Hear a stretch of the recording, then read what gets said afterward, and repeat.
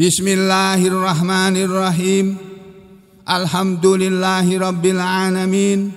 Wassalatu wassalamu ala ashrafil anbiya'i wal mursalin Sayyidina wa habibina Muhammadin sallallahu alaihi wa alihi wasallam wa ala alihi wa ashabihi ajma'in. Amma ba'du ayuhan nas, ittaqullaha mastata'tum wasma'u wa ati'u la'allakum turhamun. Qala Allah ta'ala fi kitabihil karim, a'udzu billahi minasy syaithanir rajim.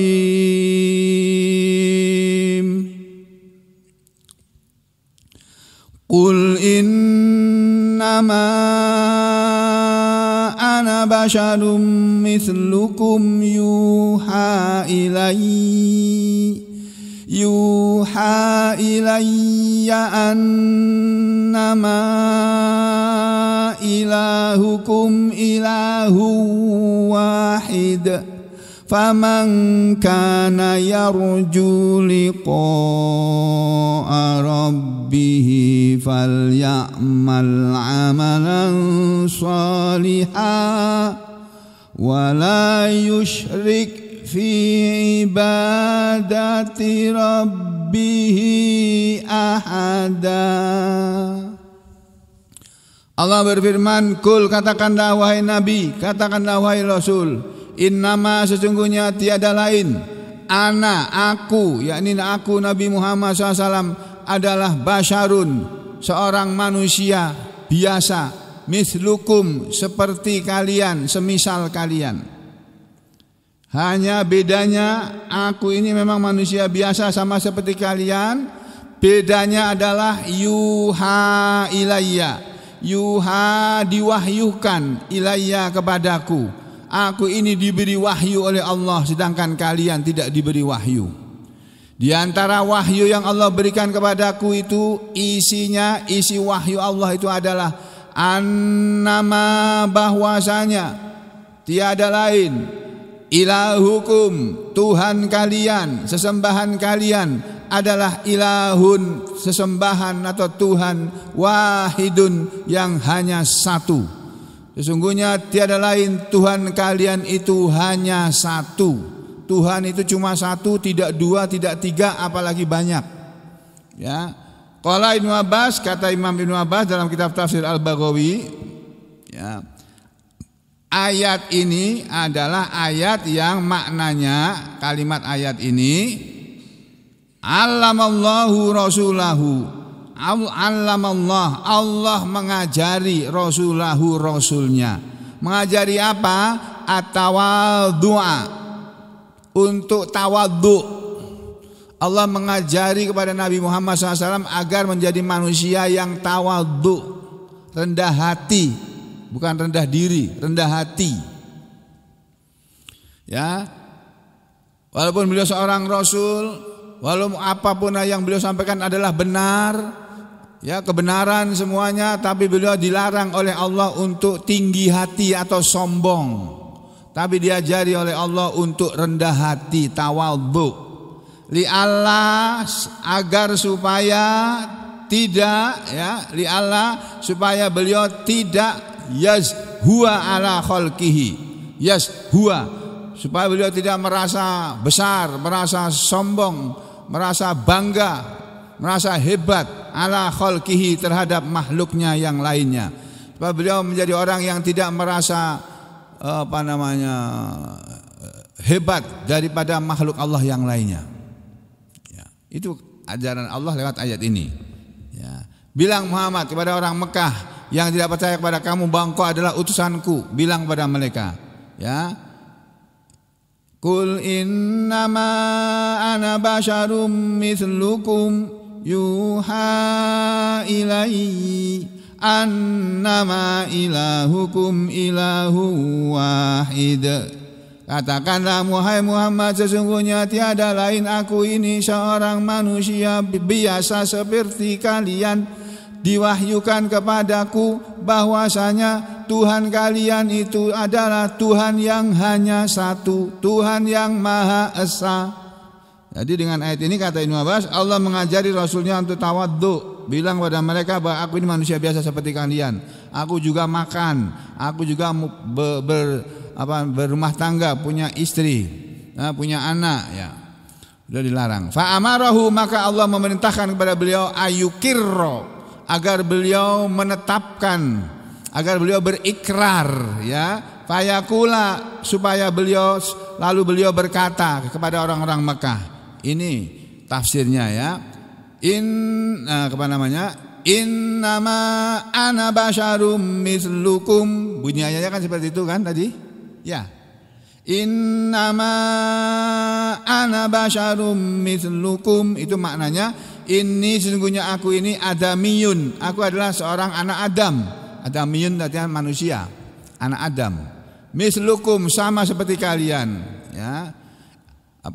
Yuha ilai. Nah, itu maksudnya diwahyukan kepadaku. Bedanya aku dengan kalian, aku diberi wahyu, kalian tidak. Illa, kecuali bedanya dengan kalian adalah anni, bahwa aku ini khusistu bil wahyi. Aku telah dikhususkan oleh Allah dengan adanya wahyu yang diturunkan oleh Allah kepadaku. Jadi di antara seluruh orang Arab yang ada sejak zaman Nabi Muhammad SAW itu, yang dipilih khusus oleh Allah untuk menjadi utusan Allah atau Rasul Allah itu hanya satu, yaitu Nabi Muhammad SAW. Aku ini dikhususkan oleh Allah dengan wahyu. Wa akramani, dan Allah memulia. Wa akramani Allah, dan Allah memuliakan aku bihi, dengannya, dengan wahyu itu. Ya. Jadi Allah telah memuliakan aku. Maksudnya Allah menjadikan aku sebagai orang yang mulia, orang yang baik. Makanya Nabi itu selalu berkata baik, berbuat baik, dan mengajari hal-hal yang baik. Itu Nabi kita itu seperti itu. Yuha. Ini lanjutnya bunyinya, innama ana basyarum mislukum yuha ilai, itu kan. Annama ilahukum ilahu wahid. Yuha ilayya, diwahyukan kepadaku, annama, bahwasanya ilahukum, Tuhan kalian adalah ilahun wahidun, Tuhan yang hanya satu, yang la syarikalahu, tidak ada sekutu bagi dia. Nah, sampai sini selesai. Jadi ayat ini mengajarkan kepada kita, nomor satu, kita ini jadi orang hendaknya seperti Allah mendidik Nabi Muhammad SAW menjadi seorang manusia yang baik, yang mulia, yang tawadhu, yang rendah hati. Walaupun sudah menjadi orang penting, manusia yang paling penting di muka bumi ini, ya bapak-bapak, ibu-ibu dan sekalian, manusia yang paling penting di muka bumi ini sejak diturunkannya Al-Quran itu cuma satu. Dia adalah Nabi Muhammad Sallallahu Alaihi Wasallam. Itu manusia yang paling penting itu dalam hidup manusia ini. Jadi Nabi saja yang merupakan manusia yang khusus, dikhususkan oleh Allah, dipilih sebagai utusan Allah yang terakhir, dan diberi wahyu berupa Al-Quran 30 juz ini. Beliau hafal Al-Quran 30 juz, beliau mengerti setiap makna ayat-ayat dalam Al-Quran 30 juz beserta penjelasannya, dan beliau tahu bagaimana cara mengamalkannya dan cara mengaplikasikan setiap ayat-ayat itu dalam kehidupan sehari-hari. Tapi beliau tidak takabur, tidak sombong. Itu Nabi Muhammad SAW.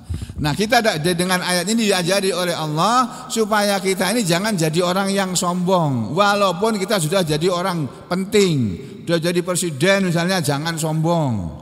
Sudah jadi menteri, jangan sombong. Sudah jadi Kapolri, jangan sombong. Sudah jadi Panglima TNI, jangan sombong. Sudah jadi Ketua DPR MPR, jangan sombong. Sudah menjadi anggota Dewan yang terhormat, jangan sombong. Sudah menjadi kiai ulama besar, jangan sombong. Sudah menjadi ustadz yang terkenal, jangan sombong. Itu. Ya, ayat ini mengajarkan kepada kita supaya kita menjadi orang yang tidak sombong, tapi jadi orang yang tawadhu. Bagian yang kedua dari ayat ini adalah ini. Faman kana yarju liqa'a rabbih, faman, maka barang siapa yang kana dia adalah yarju orang yang mengharapkan liqa'a bertemu rabbih dengan Tuhannya, maka barang siapa yang dia berharap bertemu dengan Tuhannya, ya, siapa yang dalam kehidupan ini ingin ketemu dengan Allah, nah, tinggal tanya kepada diri kita masing-masing. Kita sekarang hidup mau apa? Hidup kita mau apa sih? Kita tuh mau ngapain sih dalam hidup ini? Al-Quran itu sudah mengajarkan kepada kita. Masya Allah, Masya Allah. Ini loh Pak, saya kasih tahu ayatnya ini. Ya, ayatnya ada di surat ini Pak. Surat nomor 81. Nama surat At-Takwir. Ini berisi surat yang berisi tentang hari kiamat. Tuh. Bismillahirrahmanirrahim. Idza syamsu kuwirat, apabila matahari telah digulung. Matahari digulung itu artinya matahari digelapkan, dihilangkan cahayanya. Nanti matahari tidak bersinar lagi. Sekarang masih bersinar walaupun tertutup awan mendung. Sekarang bersinar matahari ini, masih bersinar. Nanti kalau tiba waktunya matahari sudah digulung oleh Allah, tidak ada lagi sinarnya, itu satu. Wa idzan nujumun kadarat, dan apabila bintang-bintang itu jatuh berguguran. Bintang-bintang itu gugusan bintang galaksi apa namanya Capricornus dan seterusnya sampai Sagittarius. Itu sekarang masih ada, setiap bulan kelihatan. Di bulan-bulan munculnya galaksi tadi. Nanti pada waktunya semua bintang-bintang itu, baik bintang yang masuk dalam galaksi maupun bintang yang sendiri-sendiri aja terbitnya, itu nanti semua akan jatuh berguguran. Wa idzal jibalu suyirat, dan apabila gunung-gunung itu telah dijalankan. Nanti gunung akan dijalankan. Sekarang gunung diam di tempatnya. Pada satu saat nanti gunung akan dibuat oleh Allah berjalan. Jadi ini misalnya gunung ini misalnya Gunung Merapi ini ya, yang ada di Jawa Tengah yang sering meletus itu. Nih Gunung Merapi atau Gunung Bromo atau gunung apa lagi yang tempatnya Pak Gus mau Agus Rateto. Yang sering meletus juga tuh di Jawa Timur tuh gunung apa itu? Semeru ya, dan lain-lain. Ini sekarang semua gunung berada di tempatnya. Nanti gunungnya akan lepas dari landasannya, dilepas oleh Allah. Itu dilemparkan ke udara. Yang dari Jawa Barat dilemparkan Jawa Tengah mungkin gitu, yang Jawa Tengah dilemparkan Jawa Barat, tabrakan di atas pulau Jawa sana, hancur lebur. Itu gunung-gunung itu nanti akan terjadi seperti itu. Wa idzal jibalu suyirat, dan apabila gunung-gunung telah dijalankan. Wa idzal isyaru utilat. Kalimat berikutnya, ayat berikutnya ini. Wa idzal isyaru utilat, dan apabila onta yang berumur yang bunting 10 bulan itu utilat, telah dibiarkan. Maksudnya apabila harta-harta benda manusia telah ditinggalkan oleh pemiliknya. Kalau terjadi, jangankan terjadi hari kiamat Pak, ada gempa bumi saja Pak, ada banjir saja, manusia itu akan lari kok meninggalkan rumahnya. Hartanya pun ditinggal, yang tidak bisa diangkut ditinggal kok. Makanya Jakarta itu kalau lagi banjir, yang punya mobil tuh kasihan yang daerah banjir itu. Itu pasti rusak itu, terendam air kok. Nanti betulinya tuh enggak 1-2 juta Pak, bisa 3 juta, 4, 5, 7 sampai 7 juta itu. Untuk benerin aja itu. Ya. Nanti akan tiba waktunya manusia akan meninggalkan semua harta yang dia sayangi. Wa idzal wuhusu husyirat, dan apabila binatang-binatang buas telah dikumpulkan bersama dengan binatang tidak buas. Jadi nanti harimau akan ketemu sama kancil, tapi tidak dimakan kancilnya tadi. Harimau ketemu dengan kijangnya enggak dimakan. Dibiarkan mereka kumpul bareng, ketakutan semuanya.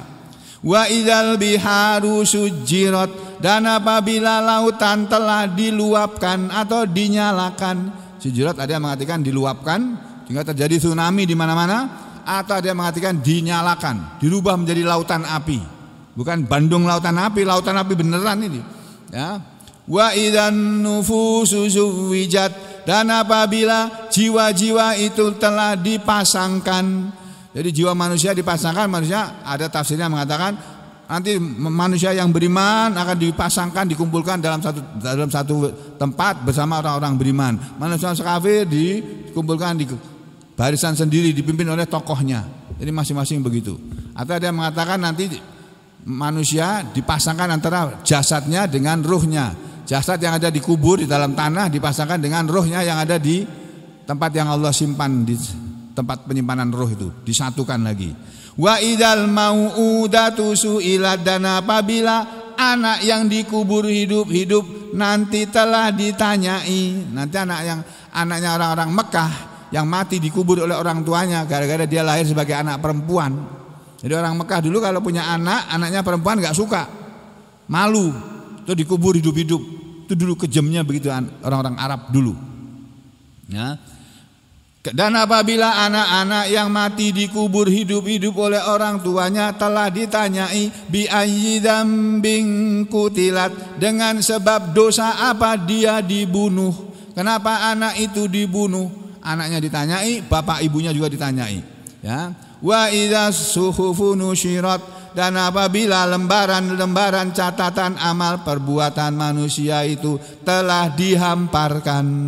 Nanti kita akan menerima catatan amal perbuatan kita dalam keadaan terhampar, terbuka. Ya. Wa idzas samaa'u kushitat, dan apabila langit telah dicabut, langit dicabut dari tempatnya, dikelupas gitu. Ya. Wa idzal jahimu su'irat, dan apabila neraka jahim telah dinyalakan. Nanti neraka jahim akan dinyalakan. Neraka yang akan ditempati oleh calon penghuni neraka itu sekarang sudah ada. Surga yang nanti akan ditempati oleh orang-orang yang akan masuk surga sekarang juga sudah ada. Sudah ditetapkan oleh Allah. Cuma kita belum tahu, belum melihat. Jadi saya jelaskan ini ya, ini penjelasan saya ini saya terima kemarin pagi waktu ngaji dengan guru saya. Jadi Bapak Ibu dan saudara sekalian, kata beliau, saya selalu berwasiat, saya selalu mengingatkan kepada semuanya bahwa tujuan kita hidup ini adalah satu saja, enggak ada banyak. Tujuan kita ini hanya untuk beribadah. Allah menciptakan surga dan Allah menciptakan calon penghuni surga. Allah menciptakan neraka dan Allah juga menciptakan calon penghuni neraka. Tetapi Allah itu Maha Adil. Allah tidak akan memasukkan orang ke neraka tanpa ada kesalahan yang dia perbuat. Demikian juga Allah tidak akan memasukkan manusia ke dalam surga tanpa ada amal soleh yang dia lakukan. Jadi kita manusia ini diciptakan oleh Allah. Allah juga sudah menciptakan surga dan neraka untuk calon penghuninya masing-masing. Lalu Allah ngasih tahu, hei manusia, kalau kamu kepengen masuk surga, caranya begini loh. Ini loh ada Al-Quran ini, kamu ikuti Al-Quran ini. Al-Quran ini siratal mustaqim. Al-Quran ini jalan yang lurus. Yang kamu kalau sholat sering ngomong Bismillahirrahmanirrahim, Alhamdulillahi Rabbil Alamin, Ar-Rahmanirrahim, Maliki Yaumiddin, Iyyaka na'budu wa iyyaka nasta'in. Setiap kali sampean sholat membaca ayat itu tadi, lalu di belakangnya Ihdinas siratal mustaqim, tunjukilah kami jalan yang lurus. Apa itu jalan yang lurus? Jalan yang lurus ya Al-Quran ini Pak, Bu. Jalan yang lurus ya Al-Islam. Kalau agama namanya Islam, Al-Islam. Kalau kitab suci namanya Al-Quran. Untuk kalian umat Nabi Muhammad sallallahu alaihi wasallam. Ya. Nah, setiap hari kita berdoa mengucapkan ihdinas siratal mustaqim, tapi enggak pernah ngaji. Bagaimana dapat siratal mustaqim? Ngaji aja enggak mau, ngaji aja enggak pernah. Makanya suara ini saya teriakkan biar mereka-mereka yang tidak mau atau tidak bisa datang ke masjid ini mendengarkan suara ini. Ini cuma lidah penyambung saja dari ayat-ayat Allah yang ada dalam Al-Quran. Kalau saya tidak teriak-teriak begini, ayat begini enggak akan pernah sampean dengar selama hidup sampean. Tuh. Mungkin dengar dibaca oleh imam tapi sampean enggak tahu artinya, enggak tahu maknanya. Ya. Wa idzal jahimu su'irat, dan apabila neraka jahim telah dinyalakan, sudah dinyalakan sekarang. tinggal nunggu penghuninya. Masih pada sibuk main-main macam-macam. Ada yang main panjat pinang, ada yang main makan kerupuk diikat tali, kerupuk diikat dengan tali suruh makan. Ada yang pakai lari karung. Itu kan mainan semua tuh. Manusia pada main-main aja itu. Dan itu bukan ibadah loh. Ya, lomba 17 Agustus itu bukan ibadah, itu bersenang-senang, merayakan hari kemerdekaan. Apakah dilarang? Tidak, saya tidak melarang. Tapi itu perbuatan tidak dicontohkan oleh Nabi kita. Nabi kita mencontohkannya bukan begitu. Caranya bersyukur dengan kemerdekaan itu bukan begitu. Caranya bersyukur atas kemerdekaan itu adalah kita berusaha menjadikan, kalau kita jadi pemimpin rakyat Indonesia, kita berusaha menjadikan seluruh rakyat Indonesia dalam keadaan sejahtera, mencerdaskan kehidupan bangsa. Kita harus cerdaskan bangsa ini. Itu sesuai dengan amat Undang-Undang Dasar 45 dalam preambulnya itu kan. Nah, jadi kembali ke sini ya. Wa idzal jahimu su'irat, dan apabila neraka jahim telah dinyalakan, wa idzal jannatu uzlifat, dan apabila surga telah didekatkan. Sekarang surga masih jauh, karena kita nggak pernah bisa lihat surga. Manusia yang sudah pernah melihat surga itu cuma Nabi Muhammad sallallahu alaihi wasallam. Itu pun diperlihatkan oleh Allah. Ya. Nah, nanti kalau sudah terjadi semua yang disebut oleh Allah dalam 13 ayat ini, kata Allah, alimat nafsum ma ahdarat. Alimat, mengetahuilah, nafsun, setiap orang, setiap diri pada hari itu, ma ahdarat, apa yang telah dia datangkan, apa yang telah dia kerjakan. Manusia baru sadar terhadap apa yang telah dia kerjakan selama hidupnya kalau sudah terjadi hari kiamat, Pak. Manusia baru sadar betapa besarnya nikmat Allah kepada gigi kita ini ketika kita sedang sakit gigi. Baru sadar kita bahwa kita ini punya gigi. Selama ini kita lupakan. Gigi itu nikmat Allah kita. Masih punya gigi, masih bisa makan sate, gulai, ya, masih bisa makan macam-macam. Lalu giginya ompong, dah makan kacang goreng lari kemari tuh, lari ke sana gitu, nggak bisa, ya. Jadi setelah Allah mengingatkan kita kepada surga dan neraka dan hari kiamat, lalu Allah bersumpah, fala uqsimu bil khunnas, maka sungguh aku bersumpah dengan bintang yang tersembunyi, al jawaril kunnas, dan bintang yang beredar yang ada di langit sana. Jadi bintang ada yang diam di tempatnya, ada yang berjalan.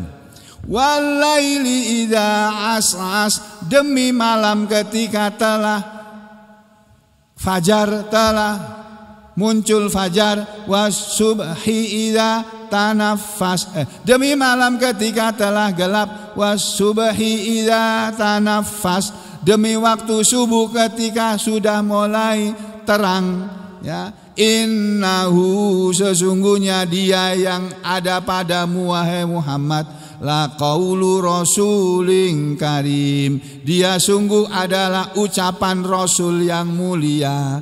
Maksudnya ucapan malaikat Jibril. Al-Quran itu ucapan malaikat Jibril yang dia ucapkan, dia sampaikan kepada engkau Muhammad sebagai wahyu dari aku. Apa yang dibacakan oleh malaikat Jibril kepadamu itu wahyu dari aku, surat dari aku itu yang aku kirimkan kepada engkau Muhammad untuk kamu sebarkan isi surat itu ke seluruh dunia. Itu Dzi quwwatin inda dzil arsy makin, malaikat Jibril itu malaikat yang mempunyai kekuatan di hadapan Allah pemilik arsy yang kokoh. Muta'in sama amin, dia adalah malaikat yang ditaati di sana, malaikat yang amin, yang terpercaya. Malaikat Jibril malaikat yang ditaati oleh semua malaikat yang ada di alam malaikat sana, dan dia adalah malaikat yang sangat terpercaya. Lalu Allah setelah berbicara tentang hari kiamat, tentang surga, tentang neraka, tentang malaikat yang disuruh oleh Allah menyampaikan wahyu Al-Quran ini, lalu Allah bilang, wa ma sahibukum bimajnun, dan tidaklah teman kalian yang bernama Muhammad itu orang yang gila. Muhammad itu bukan orang gila. Karena orang-orang Arab, orang-orang Quraisy Mekah dulu menyebut Nabi kita, Nabi Muhammad itu udah gila sekarang dia. Muhammad itu udah gila. Sejak dia mengajarkan Al-Quran ini, dia sudah jadi orang gila dia. Itu orang-orang Arab dulu bilang begitu. Ya. Kemudian walaqad ra'ahu bil ufuqil mubin wa ma huwa 'alal ghaibi bidanin wa ma huwa biqauli syaitonir rajim. Ini tentang Al-Qur'an ya. Dan Al-Qur'an itu dia bukanlah perkataan setan yang terkutuk. Setelah Allah berbicara tentang kejadian yang akan terjadi di hari kiamat, lalu tentang adanya tempat yang namanya surga dan neraka yang sudah diceritakan oleh Allah, surga dan neraka beserta calon penghuni-penghuninya. Kemudian Allah memberi jalan. Ini loh, ada wahyu Al-Quran yang harusnya kamu baca Al-Quran itu, kamu pelajari maknanya, kamu pahami isinya, kamu amalkan dalam kehidupan kamu sehari-hari. Itu tujuan hidup itu untuk itu. Jadi ngaji ini bukan pekerjaan sambilan, ini pekerjaan pokok. Saya pekerjaan pokoknya sekarang ngaji, mengajarkan Al-Quran. Ya, pekerjaan sambilannya jadi dokter, sambilan aja itu. Ya, nah saudara juga belajar begitu, mengusahakan supaya ngaji nomor 1, lain-lainnya nomor 2. Tuh, kalau nggak mau begitu, kata Allah, kalau manusia sudah diberitahu oleh Allah, kamu manusia nanti akan menghadapi suasana seperti yang disebut di ayat 1 sampai 13. Kamu akan diberitahu oleh Allah nanti tentang adanya surga dan neraka. Kamu akan diberitahu nanti ada malaikat yang diutus oleh Allah untuk menyampaikan Al-Quran. Kamu waktu di dunia sudah sering mendengar orang membaca Al-Quran. Ya, ada musabaqah tilawatul Quran, ada masjid-masjid yang membaca Al-Quran. Ya, semuanya kamu ketahui sudah itu. Tapi kamu tidak gunakan hidupmu untuk mempelajari Al-Quran. Kalau kamu menjadi manusia tapi tidak menggunakan hidup ini untuk mempelajari Al-Quran, kata Allah apa? Ya, fa aina tadhhabun, fa aina, lalu kemana, tadhhabun, kalian akan pergi. Manusia, kamu pergi kemana? Kalau dalam hidup ini nggak mau belajar Al-Quran, nggak mau mendalami Al-Quran, kamu mau pergi kemana? Kalau tokoh-tokoh politik sekarang ngomongnya begini, ini negara ini mau dibawa kemana ini? Masyarakat yang kelaparan banyak, yang nggak punya penghasilan banyak, yang nggak bisa makan masih banyak. Anggota dewannya yang terhormat kemarin katanya, saya tidak dengar pidatonya, Pak Presiden mengumumkan gaji anggota DPR akan dinaikkan sehari 3 juta. Jadi sebulan berapa itu? Berapa? 100 juta kurang lebih. Itu baru gajinya, belum yang lain-lainnya. Mau kemana-mana ditanggung oleh negara, rumahnya disediakan oleh negara, mobilnya dikasih oleh negara. Ya Allah, lalu mereka berjoget-joget, ya Allah. Sampai lihat tuh, waktu anggota dewan yang terhormat tuh berjoget-joget, Pak Gibran tuh ngeliatin loh. Sampai pakar politik bilang, sekarang dia masih wakil presiden. Dia ngeliatin dengan wajah tatapan yang nggak suka gitu kayaknya. Aku ingat nih kamu ya semuanya. Nanti kalau aku sudah berkuasa, habis kamu semua nih. Ku bubarkan DPR ini. Mungkin begitu. kata analis politik gitu ya. Melihat wajah Gibran yang memandang orang-orang pada berjoget itu bukan ikut tertawa. Kayak orang yang ganas gitu. Ngeri juga Gibran tuh kalau lagi kelihatan ganas itu. Ya. Jadi saudara sekalian, di satu pihak para pejabatnya gajinya makin lama makin naik, ada pejabat yang gajinya double karena rangkap jabatan, tapi rakyatnya menderita semuanya. Ya Allah, ya Rahman, ya Rahim, cari duit susah. Ya kenapa ini terjadi? Ya karena salah sampean sendiri. Kalau memilih pemimpin yang tidak takut kepada Allah, itu salahnya. Memilih pemimpin yang takut sama Allah, yang benar-benar takut, yang sudah teruji takut kepada Allah. Tuh. Tapi sama beda yang lain ya sudah, tanggungan sendiri situ. Nah ini Bapak Ibu sekalian, ayat ini menggugah hati nurani kita, hati nurani kita. Kita ini jadi manusia mau kemana? Mau ke surga kah atau mau ke neraka? Kalau mau ke surga, ini Al-Quran jalannya. Makanya Allah mengatakan, in huwa illa dzikrul lil alamin. Sesungguhnya dia Al-Quran tidak lain, sesungguhnya dia adalah peringatan untuk seluruh alam. Liman syaa minkum ayyastaqim, bagi siapa saja yang menginginkan di antara kalian untuk menempuh jalan lurus.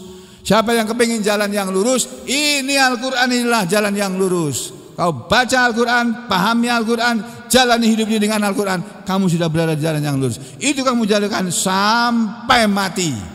Tapi sayangnya, atas ya kalau boleh dikatakan sayangnya dalam tanda petik, Allah menutup ayat ini dengan kalimat wa ma tasyauna illa ayyasha Allahu rabbul alamin.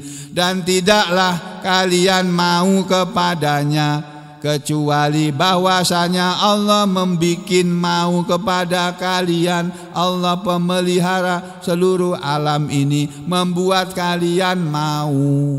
Jadi tidak setiap orang mau kepada Al-Quran. Ada yang benci, ya teriak-teriak begini, ada yang benci sama saya kok. Saya teriak-teriak gini loh Pak, menyampaikan Al-Quran. Ada yang gak senang sama saya. Ya gak apa-apa, aku gak disenangi orang gak apa-apa. Yang penting Allah ridho dengan apa yang aku kerjakan kok. Ya, Allah ridho selesai sudah. Kalau manusia ridho itu belum tentu selesai segala urusan. Kalau sudah Allah ridho kepada kita, saat itu juga kita mati gak apa-apa. Tapi kalau Allah belum ridho, jangan mati dulu. Ya, nunggu Allah ridho sampai Allah ridho pada kita. Ya, demikian dulu. Ini ayat terakhir Al-Kahfi belum selesai karena ada bagian yang lebih penting di bagian belakangnya. Ya, tapi karena waktu kita akhiri sampai di sini aja dulu. Mudah-mudahan ya, saya berharap, saya minta kepada Allah Subhanahu Wa Taala kiranya Allah berkenan membukakan hati kita semuanya. Yang masih belum bisa menerima ayat Al-Quran ini, dibukakan hatinya oleh Allah agar menerima ayat ini sebagai pelajaran untuk hidupnya.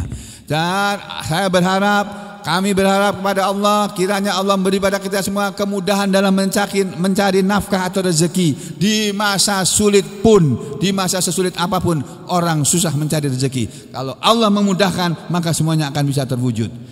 Allah juga saya berharap juga kepada Allah akan beri pada kita semuanya kesembuhan darinya kepada siapa saja yang sedang sakit di antara kita, di antara muslimin ini. Dan Allah memberi kepada kita semuanya kesehatan, kemudahan dan keberuntungan dalam hidup ini, dan istiqomah serta husnul khatimah, dan menghadiahkan kepada kita semuanya surga firdaus jannatun naim. Amin ya rabbal alamin. Wa aqulu qouli hada astaghfirullah li wa lakum. Allahumma taqabbal minna innaka antas samiul alim wa tub alaina innaka antat tawwabur rahim. Wa sallallahu ala Muhammadin wa ala ali Muhammad walhamdulillahi rabbil alamin.